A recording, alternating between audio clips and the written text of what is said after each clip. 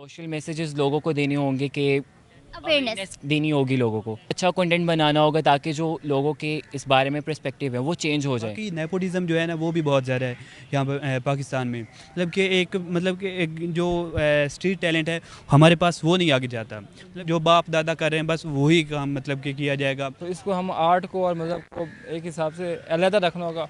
और जो वो कर सकते हैं वो करना चाहते हैं, उसको वो करने के लिए उनको जाना कहाँ पड़ेगा, उन्हें इस चीज़ का पता ही नहीं होता कि इस सब के लिए उनके पास कौन कौन से पाकिस्तान में इंस्टीट्यूट्स हैं जो ये सारी चीज़ें उनको ग्रूम करवा सकते हैं। ये जब तक हम मेरिट को फ़रोग नहीं देंगे तब तक हम किसी से भी आगे नहीं जा सकते। अस्सलाम वालेकुम, नमस्ते एंड सत श्री अकाल व्यूअर्स, आई मैं विशनाज विद पब्लिक रिएक्शन शो। और आज का टॉपिक है बहुत इंटरेस्टिंग। पाकिस्तानी आवाम देगी इस पे बहुत मज़े मज़े के जवाब। और मेरा सवाल ये है, वो कौन सी चीज़ है, वो कौन सी फील्ड है, वो कौन सा सेक्टर है जिसमें पाकिस्तान कम्पीट कर सकता है इंडिया को। वो कौन से ऐसे प्लेटफॉर्म्स हैं जिन पे परफॉर्म करके, जिन पे कुछ ना कुछ करके वो कम्पीट कर सकता है इंडिया को। ये हम जानेंगे पाकिस्तानी आवाम से। इस बारे में आपकी क्या राय, नीचे बताएं कमेंट सेक्शन में। तब तक मैं पूछती हूँ लोगों से। अस्सलाम वालेकुम। वालेकुम अस्सलाम। क्या नाम है आपका? हम्माद रज़ाक। मोहम्मद उमर फारूक। सुहेब जाकिर।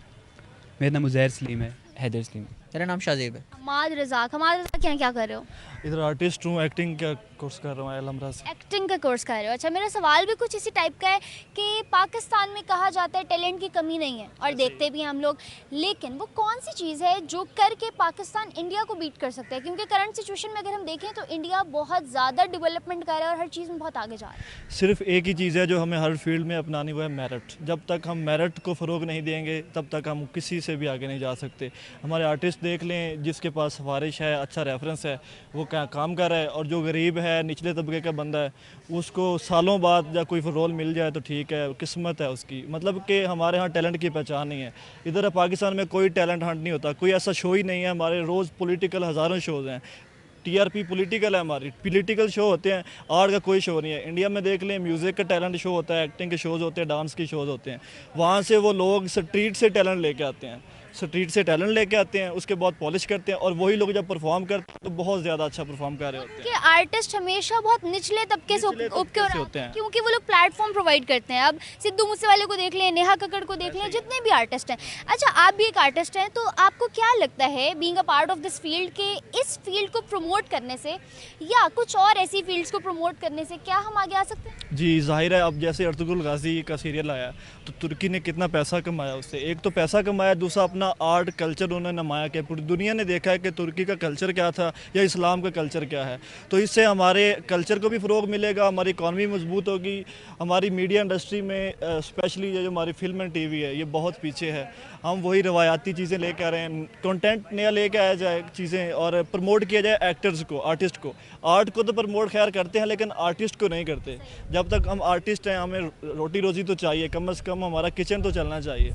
तो हमें किचन की फ़िक्र होती है। इस फिक्र में मोस्टली आर्टिस्ट ये फील्ड छोड़ जाते हैं। बहुत सारे ऐसे हैं जो हमारा टैलेंट कब्रों में चला गया इस रोटी के पीछे। तो आर्टिस्ट को स्पेशली कोई पैकेज हो या उनके लिए कुछ ऐसा मैनेजमेंट, कोई ऐसा सिस्टम हो कि उसको फाइनेंस का मसला ना हो। बाकी मैं तो इसी फील्ड के बारे में कह सकता हूँ कि टैलेंट को प्रमोट करें और स्ट्रीट टैलेंट लेके आएँ और वाकई हकदार तक हक पहुँचना चाहिए। काफ़ी सारी चीज़ें हैं। मेरे हिसाब से जो मेजर चीज़ है वो है अपॉर्चुनिटी। हमारे पास बहुत सारी अपॉर्चुनिटीज़ होती हैं, हमें उसका पता ही नहीं होता। जैसे अलहमरा आर्ट काउंसिल है और काफ़ी सारे इस तरह के जो काउंसिल्स हैं जो ये सारी चीज़ें करवा रही हैं, मगर हमें पता ही नहीं। लैक ऑफ अवेयरनेस की वजह से हम लोग इन चीज़ों तक पहुँच ही नहीं पाते। लिटरेसी। बिल्कुल। और दूसरा सबसे बड़ा इशू ये है कि सपोर्ट ना होना। अगर कोई भी बंदा घर से निकलता है, उसके दोस्त, उसके फ्रेंड्स, उसके फैमिली उसको डिसहार्ट करना शुरू कर देते हैं, यार ये तुम क्या कर रहे हो, ये तुम कैसे करोगे। ये सारी चीज़ें हैं मेरे हिसाब से, अगर हम इन चीज़ों पे कवर करें। और दूसरी सबसे मेजर चीज़ है ट्रेजर हंट, कि हम लोग जाएँ खुद में जाके निकालें, टैलेंट निकालें, जो छुपा हुआ टैलेंट है हम उस तरीके से उसको निकाल के हम जो उसको इंडिया को कम्पीट कर सकते हैं। बहुत से लोगों को, बहुत से बच्चों को, बहुत से नौजवानों को यही मालूम नहीं होता कि वो क्या कर सकते हैं और क्या नहीं कर सकते। और जो वो कर सकते हैं, वो करना चाहते हैं, उसको वो करने के लिए उनको जाना कहाँ पड़ेगा, उन्हें इस चीज़ का पता ही नहीं होता कि इस सब के लिए उनके पास कौन कौन से पाकिस्तान में इंस्टीट्यूट्स हैं जो ये सारी चीज़ें उनको ग्रूम करवा सकते हैं। ये अवेयरनेस बहुत ज़्यादा है। बिल्कुल ऐसे ही। आपको लगता है आने वाले टाइम में अगर हम ये चीज़ प्रोवाइड कर दें तो हम भी कहीं इंडिया के लेवल पे आ सकते हैं? क्योंकि आज बहुत डेवलप हो चुका है इंडिया, और बेशक स्टिल अंडर डेवलपिंग कंट्रीज़ में कंसीडर किया जाता है, बट स्टिल हम एक टाइम में एक जगह से सेपरेट हुए थे। अगर हम आज एनालिसिस करें दोनों कंट्रीज़ का तो बहुत ज़्यादा डिफरेंस है। अगर हम यहाँ हैं तो वो लोग यहाँ हैं। बिल्कुल ऐसे ही। तो अगर हम ये सारी चीज़ें क्रिएट कर लेते हैं तो हम बाकायदा इंडिया को अच्छे तरीके से ना सिर्फ कम्पिटिट कर सकते हैं बल्कि हमारा एक दुनिया में नाम होगा। आज से अगर आप तकरीबन तकरीबन 30-40 साल पीछे चले जाएं तो उस टाइम हमारा एक नाम था, हमारे बहुत बड़े लेजेंड स्टार्स थे, वो इंडिया को कम्पिटिट कर रहे थे। लेकिन उसके बाद हम लोग एक कह लें कि डूब से गए कहीं, तो ये सारी चीज़ें हम लोगों से छीन गई, तो वो आगे चले गए। अगर हम ये सारी चीज़ें कवर कर लेते हैं तो मेरा ये ख्याल है कि हम लोग बहुत आगे जा सकते हैं। हम फिल्म इंडस्ट्री में इंडिया को कम्पीट कर सकते हैं, लेकिन इसके लिए हमें रियल टैलेंट को आगे लेके आना होगा। हमारे जो सबसे बड़ा, जिस तरह आपने पहले बात की है कि इस्लामोफोबिया, हम हर चीज़ को मज़हब से कम्पीट करना शुरू कर देते हैं। तो इसको हम आर्ट को और मज़हब को एक हिसाब से अलहदा रखना होगा, बजाय इसके कि हम उसको मिक्स कर दें। दूसरा जो है, हम और बहुत सी चीज़ें हमारे पास ऐसी हैं। टैलेंट को आगे नहीं लेके आते, आपकी क्या राय है इस बारे में? मेरी राय ये है कि हम हर चीज़ में compete कर सकते हैं, लेकिन यहाँ वजह यह है कि एक तो क्रिटिसिज्म बहुत ज़्यादा है और दूसरी बात यह है कि मौके भी नहीं मिलते। अब देखें ना कि फॉर एग्ज़ाम्पल एक स्टूडेंट है, एक लड़का है, वो स्टडी में अच्छा नहीं है, तो उसको घर वाले यही फोर्स करेंगे कि तू स्टडी कर, वो उसको ये नहीं कहेंगे कि तू जिस चीज़ में अच्छा है तू उस चीज़ में चला जा। तो इस तरह हम मौके भी नहीं मिलते और कुछ स्टूडेंट्स होते हैं जो मतलब जब उनका दिल टूट जाता है, वो कुछ कर भी नहीं सकते, तो इस तरह वो पीछे चले जाते हैं। इनकी बात पे गौर करिएगा, उनका दिल टूट जाता है तो वो कुछ नहीं कर सकते। ये आर्टिस्ट हो के इन्होंने ये बात कही है। अच्छा मेरी बात सुने, इसमें एक चीज़ आपका एक पॉइंट निकालती चलूँ कि हमारे यहाँ प्लेटफॉर्म्स नहीं मिलते। आपने बिल्कुल सही कहा कि मौके नहीं मिलते बच्चों को, लेकिन आपको लगता है कि अगर हम लोग प्लेटफॉर्म्स प्रोवाइड कर दें तो क्या हम आज उनके कंपैरेटिवली कोई चीज़ कर सकते हैं, या आज हम उनके लेवल पे आ सकते हैं? बिल्कुल ज़रूर, क्यों नहीं आ सकते। अब देखें ना, बहुत सारे मतलब जो छोटे सिटीज़ हैं, जैसे कि मैं चिन्योट से हूँ। अब चिन्योट है, चिन्योट पूरे में यूनिवर्सिटी नहीं है अभी तक, तो मतलब कि ऐसी बहुत सारी चीज़ें हैं। अब लाहौर में अब अलहमरा आर्ट है, ये सिर्फ लाहौर में है। अब नापा है, वो सिर्फ कराची में है। तो मतलब कि छोटे शहरों से लोग आगे लाहौर में कैसे जा सकते हैं, मतलब उनको बहुत ज़्यादा मुश्किल होगी। अगर ये चीज़ें छोटे शहरों में भी चली जाए, मतलब कि फैसलाबाद में, उसके अलावा चिन्योट में, सरगोदा में, ये वहाँ पर भी हो, तो उनको मौके मिल जाएंगे, वो जाएंगे उधर, काम करेंगे और अच्छा अपना मतलब टैलेंट। हमारा फोकस बहुत स्पेसिफिक पब्लिक पे होता है, बहुत स्पेसिफिक गिने चुने हमने लोग रखे होते हैं। हम हर जगह नहीं देखते, हम ओवरऑल लोगों को गैदर करके टैलेंट नहीं निकालते, राइट? जी बिल्कुल ऐसा ही होता है। बाकी नेपोटिज़म जो है ना, वो भी बहुत ज़्यादा है यहाँ पर पाकिस्तान में। मतलब कि एक जो स्ट्रीट टैलेंट है, हमारे पास वो नहीं आगे जाता। मतलब कि एक जो है ना, जो बाप दादा कर रहे हैं, बस वही काम मतलब कि किया जाएगा। और उनकी भी सोच यही होती है, वालिदैन की भी, कि ये हमारा बच्चा ऐसा है तो ये ऐसे ही रहेगा। तो मतलब कि उनका भी ये नहीं होता कि माइंड सेट के ये हमारा बच्चा कोई अच्छा काम करे या आगे निकल जाए, उनकी भी ये सोच काम नहीं करती। बिल्कुल हम अल्हम्दुलिल्लाह हर प्लेटफॉर्म में कम्पीट कर सकते। देखें, कम्पीट या रेस, ये जो है, ये चीज़ एक्टर को शोभा नहीं देती। आप अपने काम में सिंसियर हैं और आपका काम नज़र आ जाए, यही बहुत बड़ी बात है। लोग आपको अप्रिशिएट, जो अच्छी चीज़ होती है ना, वो जितनी ज़्यादा बुराई हो उसमें से नज़र आ रही होती है कि हाँ यार इसमें है कुछ, वो नज़र आ रहा है। तो कंपटीशन तो यार ये तो नहीं, मैं इस चीज़ के हक में नहीं। ठीक है, आपकी बात से भी मैं बिल्कुल जो है ना वो करती हूँ, एग्री करती हूँ, क्योंकि बीइंग आर्टिस्ट आपकी ये सोच है, बहुत पॉजिटिव सोच है माशाल्लाह। लेकिन ऑन अनदर हैंड साइड अगर हम देखें तो आप देख रहे हैं कि दौर कितना तेज़ी से तरक्की कर रहा है। उस तरक्की में जब तक हम अपने ऑपोजिशन को नहीं देखते ना, शायद हमारे आगे बढ़ने की मोटिवेशन हम कहीं ना कहीं कम कर रहे होते हैं। हमें हमेशा ऑपोजिशन को देख के चलना होता है, और इस टाइम करंट सिचुएशन और सिनेरियो के अकॉर्डिंग हमारी ऑपोजिशन में इंडिया है, जो हम एक ही बड़े सगीर से अलग हुए थे, तो सिर्फ एक दिन का फ़र्क है, 14 और 15 का। लेकिन आज अगर हम डेवलपमेंट देखें तो उनकी यहाँ है, हमारी यहाँ है। क्या वजह? जी मैं बताता हूँ आपको। देखें, आप कह रही हैं कंपटीशन, इंडिया हमसे बहुत पीछे था थिएटर में, ड्रामा में। पीटीवी के मोस्टली ड्रामे इन्होंने कॉपी किए हैं। आप देख लें उनका मेन कौन से चैनल है, कलर्स या स्टार प्लस, उन पे क्या चल रहा है, क्रिंज है सब कुछ। कंटेंट जो है ना सास असल बहू के झगड़े वही चल रहा है। देखें असल कंटेंट, उन्होंने हमारे कितने गाने कॉपी किए हैं, कितनी थीम्स कॉपी किए हैं। ये अलग बात है कि हमसे ना रिलेट नहीं होता, या हम अपनी आवाज़ बुलंद नहीं करते कि हाँ भाई आपने कॉपी किया है, ये चीज़ कॉपी की है। तो हम उनसे अल्हम्दुलिल्लाह बहुत आगे हैं। बीइंग एक्टर मैं ये बात नहीं करूँगा कि किसी के साथ कोई रैट रेस या कंपटीशन होना चाहिए। ये चीज़ बिल्कुल होनी चाहिए कि हम जो दे रहे हैं ना, जो डिलीवर कर रहे हैं, उसमें एक अच्छा मैसेज हो और पॉजिटिविटी हो, नेगेटिविटी ना हो। बहुत प्लस पॉइंट बताया आपने, लेकिन थोड़ा सा कहीं ना कहीं इससे डिसएग्री करती चलूँगी। वो ये है कि बीइंग एक्टर, आपको भी पता होगा कि मीडिया का दौर है, ठीक है, आईटी पे काम करना बहुत ज़रूरी है हर मुल्क के लिए, हर उस मुल्क के लिए जो तरक्की करना चाहता है। और इवन आफ्टर कोविड तो बहुत एक्सट्रीम ज़्यादा। इंडिया को कोविड में अभी तक तो कोई कम्पीट नहीं कर पा रहा, बहुत तेज़ी से वो तरक्की कर रहा है। आप देखें जब पूरी दुनिया के धंधे भी बंद थे तब भी इंडिया ने कोविड के टेन्योर में अपने ऑनलाइन चीज़ों से, यहाँ बच्चों की क्लासेस के लिए नेट नहीं चलता था, वहाँ पूरा कारोबार इंटरनेट पे चल रहा था। तो इन सारी चीज़ों को देखते हुए आपको नहीं लगता हमें कुछ सीखना चाहिए उनसे? नहीं, जो जिन्होंने देखें, आपने जैसे इंडिया का पॉइंट रखा कि इंडिया ने बहुत फ्रीलांसिंग में ग्रो किया, हमने भी किया। मैं रात को रिपोर्ट पढ़ रहा था कि पाकिस्तान चौथी बड़ी कंट्री है जो फ्रीलांसर्स की है। फ्रीलांसर्स हमने क्यों ग्रो किया फाइवर पे या डिफरेंट प्लेटफॉर्म्स पे? क्योंकि हम इंडिपेंडेंट थे। ये होता हमारी हुकूमत के अंडर में, या ये होता किसी अनएक्सपेक्टेड। हाँ, तो कभी नहीं कर सकते थे। अब हम लोग यहाँ पे आते हैं, रिहर्स करते हैं, प्ले करते हैं। हम जब ऑडियंस देखते हैं ना, और ऑडियंस का माइंड सेट कि यार ये वही कमर्शियल और ड्रामे और वही, सॉरी ये लफ्ज़ यूज़ नहीं करना चाहिए, कंजरिज़म, और उसमें वो फंसे हुए हैं। कुछ फैमिलीज़ हैं जो बहुत प्रमोट करती हैं, सपोर्ट करती हैं कि आप लोग अच्छा काम कर रहे हो और आगे जा सकते हो आप। लेकिन ये चीज़ बिल्कुल है कि हम फाइवर पे जो लोग या फ्रीलांस जो कर रहे हैं बहुत अच्छा कर रहे हैं। कोई एक ऐसा मैसेज जो आप यूथ को बीइंग एक्टर पॉजिटिव देना चाहें कि यार ये फील्ड बुरी नहीं है, आप लोग इस्लामोफोबिया को इसमें मत लेकर?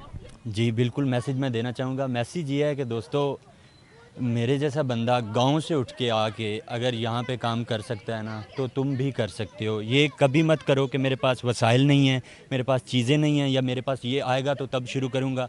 इमाम अली अलैहिस्सलाम का कौल है कि आपके पास एक अशरफी है ना, और आपका एम है कि 100 अशरफियों का कारोबार है मेरे। एक से स्टार्ट करो, अल्लाह पाक मदद करता है। हमें कल का पता नहीं हमने ज़िंदा रहना है या नहीं रहना, और ख्वाब हम देखते हैं कि ये होगा तो स्टार्ट करूँगा। नहीं, जो है उसमें कर डालो। सही है। एक आखिरी बात आपसे पूछते चलूँगी, आपने बाजू पे जो बनाया हुआ है ये क्या है? तब से देख रही हूँ। ये NCA आज मेरा एक प्रोजेक्ट था, तो ये कैलियोग्राफी किया है उन्होंने। अच्छा, उन्होंने किया, आपने जी, मैंने खुद ही किया है, मतलब खुद ही किया आपने? आप एनसीए के स्टूडेंट हैं? जी। ओके, नाइस, बहुत अच्छी लग रही है।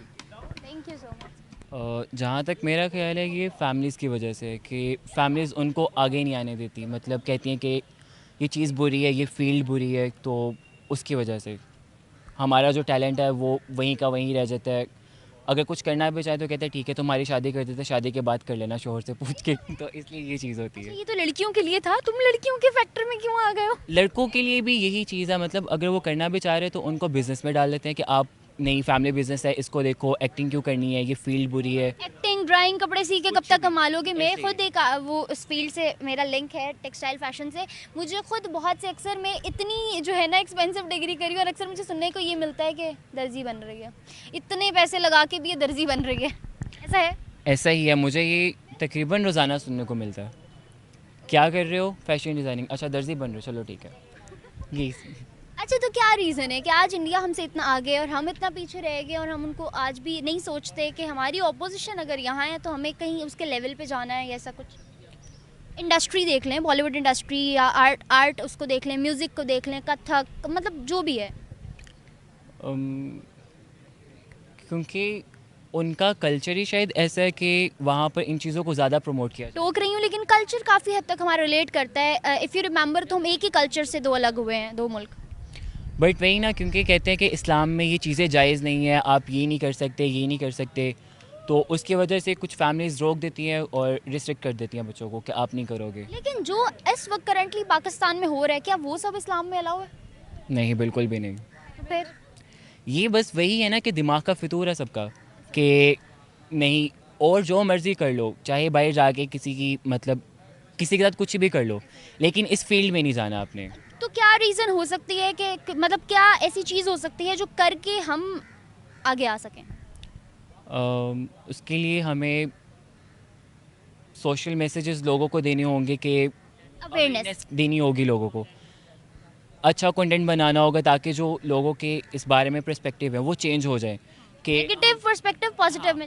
ऐसे, ताकि वो हमारी जो चीज़ फैमिलीज़ वगैरह वो ज़्यादा ये करती हैं कि इनकरेज करने की बजाय अपने बच्चों को डिस्करेज कर देती हैं। हाँ, चलें, सही है, थैंक यू सो मच। अगर हम एंटरटेनमेंट इंडस्ट्री की बात करी जाए तो सिर्फ कंटेंट या फिल्में बनाना या आर्टिस्ट ऐसी चीज़ ही मैटर नहीं करती। हमारे पास बहुत ज़्यादा टैलेंट है, अच्छे राइटर्स हैं, अच्छे एक्टर्स हैं, लेकिन एक फैक्टर जो इसमें है वो इकोनॉमिक फैक्टर है। अगर हम देखी जाए, पॉपुलेशन को देखा जाए, तो इंडिया की पॉपुलेशन हमसे बहुत ज़्यादा है, बहुत ज़्यादा है और उनका एरिया भी बहुत ज़्यादा है। तो वो चीज़ें जो हैं वो किसी भी प्रोजेक्ट के जो इकोनॉमिक एक फैक्टर होता है, उसका जो बिज़नेस होता है, उसको बहुत ज़्यादा इफेक्ट करती हैं। ठीक है, तो हम अगर अपना कंपैरिजन इस स्टेज पे अगर इंडिया की एंटरटेनमेंट इंडस्ट्री के साथ करें तो हम नहीं कर सकते। उनकी एंटरटेनमेंट इंडस्ट्री बहुत बड़ी है, उसमें एक जो उनको बेनिफिट है वो ये है कि वहाँ की पॉपुलेशन बहुत ज़्यादा है। तो हमारे पास सब कुछ है, एक तो हमें थोड़ी ज़्यादा हार्ड वर्क की ज़रूरत है और दूसरा ये है कि हमारी पॉपुलेशन कम है और उसमें लोगों में इंटरेस्ट भी कम है। हमारी ड्रामा इंडस्ट्री जो है वो इस वक्त बेटर जा रही है फिल्म इंडस्ट्री से। उसका रीज़न ये है कि लोग प्रेफर करते हैं कि वो घर में बैठकर कुछ चीज़ें देखें, घर में बैठकर देखें। फैमिलीज़ जो हैं हमारे यहाँ वो इतना रिवाज है नहीं कि लोग बाहर जाएँ और फिर मूवीज़ देखें। मैं आपकी बात काट रही हूँ, आपने कहा कि हमारे यहाँ रिवाज है घर में बैठ कर देखें, तो अगर रिवाज घर में बैठ के देखने का है तो घर में बैठ के बनाने का क्यों नहीं? Why we are always considered as a followers, हम प्रोड्यूसर क्यों नहीं हो सकते? हमारी इंडस्ट्री में बहुत सारे प्रोड्यूसर्स हैं जो बना रहे हैं, घर में बना रहे हैं और घर से बैठने का ये मेरा मतलब था कि लोग जो है वो लाइक टेलीविज़न को प्रेफर करते हैं, बाहर सिनेमाज़ में जाकर मूवीज़ नहीं देखते। इसमें हम अगर हमारी कौम चाहती है कि हमारी एंटरटेनमेंट इंडस्ट्री जो है वो तरक्की करे, आगे बढ़े, तो उसमें थोड़ा उनको भी कंट्रीब्यूट करना पड़ेगा कि जब ईद का मौका हो या कोई फेस्टिवल हो या वीकेंड पर कोई मूवीज़ लगती हैं तो उनको जाकर देखनी चाहिए। कोशिश करें कि यार आप जाकर देखें अगर वो अफोर्ड कर सकते हैं। दूसरा ये कि जो टिकट्स हैं उनके प्राइस हर बंदा अफोर्ड कर सके। ऐसा नहीं है कि हम प्राइसेस इतने हाई कर दें कि सिर्फ एलीट क्लास ही अफोर्ड कर सकती है। जो तो यहाँ पे एक मेजर प्रॉब्लम ये भी आ जाता है कि बहुत सी चीज़ें ऐसी हैं जो सिर्फ एलीट क्लास के हाथ तक लग सकती हैं, मतलब बाकी जो middle class, lower middle class या बहुत लोअर क्लास हैं वो उससे महरूम रह जाते हैं। तो इस चीज़ को भी हमें कंट्रोल करना होगा। अच्छा, उसके साथ साथ एक बात मुझे और बताते जाएं कि ये तो सारी चीज़ें थी हमारी इंडस्ट्री से रेलेवेंट। ठीक है, हम इन चीज़ों को ग्रूम करें, इम्प्रूव करें तो शायद हम भी कहीं सरे फहरिस्त हो सकें। एक और चीज़ है आईटी सेक्टर, एजुकेशन, हॉस्पिटैलिटी, उसमें वो लोग बहुत आगे हैं। ठीक है, इकोनॉमिकली अगर हम देखें, ग्राफिकली अगर हम देखें तो हम बहुत पीछे हैं। उसमें क्या चीज़ ऐसी हम करके उनके बिल मुकाबला आ सकते? अगर एजुकेशन की बात की जाए तो ऑब्वियसली वहाँ पे अगर हम ड्रामा की बात करते हैं फॉर एग्जांपल, तो हमारे पास यहाँ लाहौर में कितने इंस्टीट्यूट हैं जो ड्रामा की एजुकेशन दे रहे हैं बच्चों को? बहुत कम। अलहमरा का है, अलहमरा है, और बाकी वो भी प्राइवेट सेक्टर्स है। और हर लड़का जो अब आप एनसीए की बात कर सकते हैं, लेकिन वहाँ पे हर स्टूडेंट के बस की बात नहीं है, हर कोई नहीं वहाँ पे जा सकता। तो जो इंपॉर्टेंट है वो एजुकेशन भी बहुत इंपॉर्टेंट है। तो इस किस्म के फील्ड्स की जो है वो एजुकेशन मेरे ख्याल से बेसिक लेवल पे ही स्टूडेंट्स को दी जाए, क्योंकि जिनमें वो क्वालिटीज़ हैं वो उभर के आ जाएँ। हमारे यहाँ आपको सोशल लाइफ में बहुत से ऐसे लोग मिलेंगे जिनको आप देखेंगे, आप कहेंगे यार तुम अच्छी एक्टिंग कर सकते हो, तुम्हारी आवाज़ अच्छी है, तुम एक्सप्रेशंस अच्छे देते हो, लेकिन काम क्या कर रहे हो? तुम ऑफिस में क्लर्क हो या तुम कुछ और काम कर रहे हो। अपनी करियर काउंसलिंग की बहुत ज़्यादा जी, कैरियर काउंसलिंग की बहुत कमी है, और इससे सिर्फ इस इंडस्ट्री का ही नहीं, हर फील्ड का बहुत ज़्यादा फ़ायदा होगा कि जिस बंदे में जो टैलेंट है वो उस हिसाब से उस फील्ड में जाएगा और उसको अच्छी काउंसलिंग दी जाएगी। तो एजुकेशन सिस्टम तो बेसिक है, वो तो होना ही चाहिए बेहतर। जब तक एजुकेशन सिस्टम बेहतर नहीं होगा, कोई भी बेस नहीं बनेगी और उसके बाद ये सब चीज़ें नहीं हो सकती। Okay viewers, as you guys have seen कि हमने लिए पाकिस्तानी आवाम के जवाब और देखे उनके रिएक्शंस कि उनको क्या लगता है वो कौन सी फील्ड है जिसमें वो लोग इम्प्रूव करके इंडिया को कम्पीट कर सकते हैं। और लोगों ने दिए तरह तरह के जवाब, ज़्यादातर तो यहाँ आर्टिस्ट लोग थे और उन्होंने दिए बड़े आर्टिस्टिक माइंड से जवाबात आप लोगों ने सुने। और इस बारे में मेरी राय क्या है ये मैं बताती हूँ। मेरी राय ये है कि हम लोग उनको कम्पीट तो करना अभी फ़िलहाल करंट सिचुएशन के अकॉर्डिंग नज़र नहीं आ रहा, लेकिन उनके थोड़ा पास जा सकते हैं अगर हम इम्प्रूव करें, हमारी इकोनॉमिकल सिचुएशन जो है वो थोड़ी और बेहतर हो जाए, थोड़ी और क्या बहुत बेहतर हो जाए। हमारे पॉलिटिशियंस और हमारी आवाम के दरमियान के जो माहदे हैं उन पे कोई बंदा पूरे तरीके से अगर अमल करना शुरू कर दे तो शायद चीज़ें कुछ बेहतर हो सकती हैं, टैलेंट और अच्छी तरह से बाहर आ सकता है। इसके साथ साथ आज की वीडियो से मुझे इजाज़त। फर्दर वीडियोज़ के लिए हमारे चैनल को लाइक, सब्सक्राइब और बेल आइकन को क्लिक करना बिल्कुल मत भूलिएगा। तब तक के लिए अल्लाह हाफ़िज़।